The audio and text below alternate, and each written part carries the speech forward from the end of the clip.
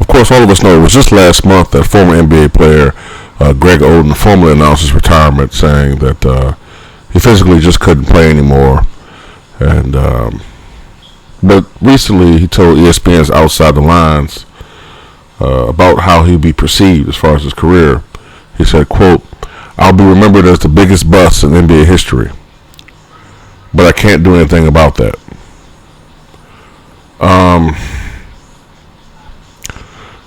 I don't know, man. Like,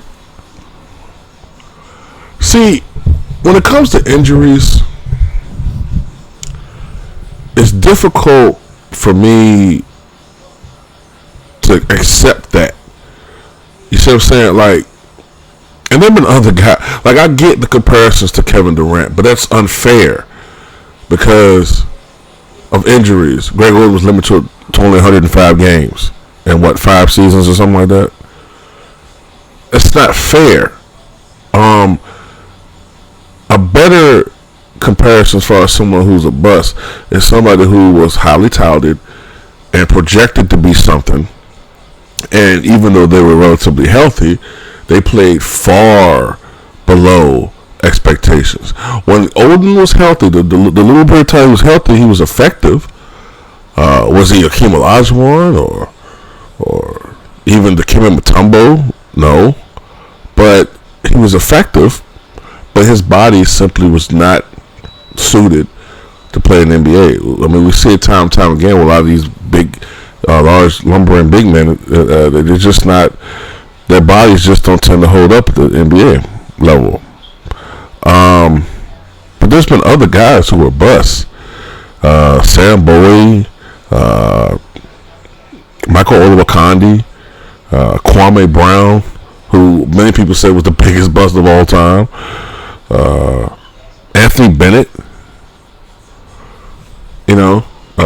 countless other players that are just not coming to mind right now because they just didn't respond, didn't amount to much.